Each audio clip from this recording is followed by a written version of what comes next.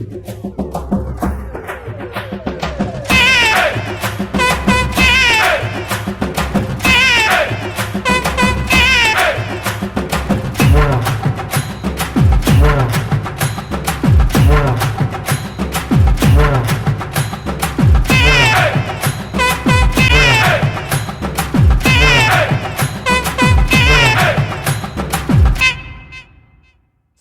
అండి, ఎలా ఉన్నారు అందరూ? నేను మీ వాసక్క. ఓమాన్ నుంచి కాదు, ఇండియాలోనే ఉన్నాను కాబట్టి ఇండియా నుంచే అనమాట. అండ్ ఈరోజు చూస్తున్నారు కదా, ఇక్కడ కంప్లీట్గా నాన్ వెజ్ అనమాట. ఎగ్ బోండాలు వేస్తున్నారు పక్క.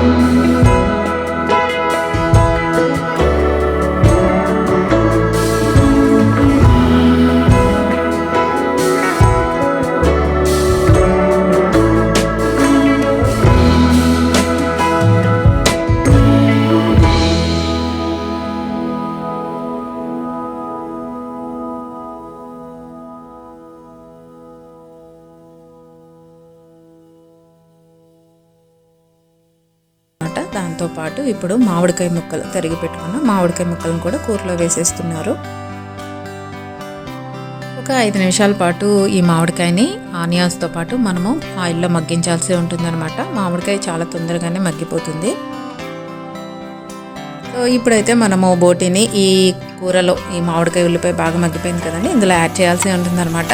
సో మనం ముందుగా మటన్ని ఎలా అయితే కుక్ చేస్తామో కుక్కర్లో మసాలా వేసి కాస్త అల్లం వెల్లుల్లి పేస్ట్ వేసి ఈ బోటీని కూడా అలాగే కుక్ చేయాలి. అలా ఉడుకున్న బోటీని ఇప్పుడు కూరలో యాడ్ చేయాల్సి ఉంటుందన్నమాట. ఈ బోటీ కూరలో అయితే కొంచెం కారం ఎక్కువే పడుతుందండి. ఎందుకు అనంటే ఫస్ట్ థింగ్ వచ్చేసి నాన్ వెజ్ ఐటము, అలాగే రెండోది మామిడికాయ కూడా వేసాం కదండి, పులుపు ఎక్కువగా ఉంటుంది అనమాట.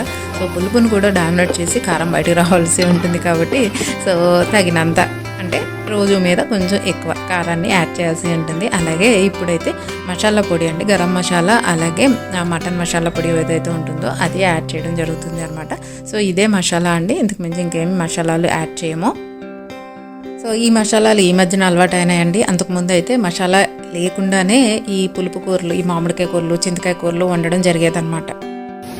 సో చూసారు కదండి, ఇంకేం లేదు, ఆల్రెడీ అన్నీ మగ్గిపోయినాయి. ఈ బోటీ కూడా ఉడికిపోయింది. దాన్ని కొంచెం ఉల్లిపాయలు పచ్చిమిరపకాయలు దాంతోపాటు మిక్స్ అయ్యేలాగా మనం కొంచెం సేపు ఉడకబెట్టుకోవాల్సి ఉంటుందన్నమాట. కూర దగ్గరగా వచ్చినట్లు అనిపిస్తే కాస్త నీళ్లు మళ్ళీ యాడ్ చేసుకొని ఇంకొంచెం సేపు ఉడకబెట్టాల్సి ఉంటుందన్నమాట. ఈ పులుపు ఏదైతే ఉందో అదంతా చక్కగా బోటీకి కూడా పట్టేయాలన్నమాట. అంతే, సింపుల్ అండి, ఏం కష్టం ఉండదు, చాలా easy and tasty. And Godavari special బోటీ కర్రీ రెడీ అయిపోయింది.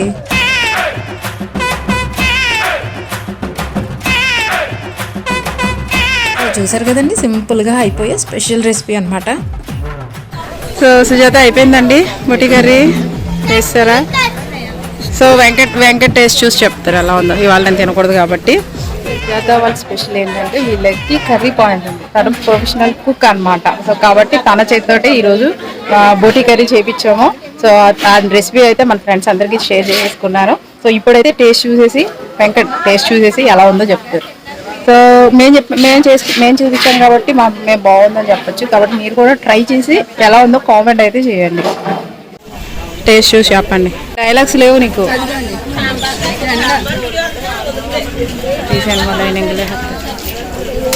వెంకీ, అంత గోదావరి జిల్లాల కర్రీ అంటే ఇలా ఉండాలండి.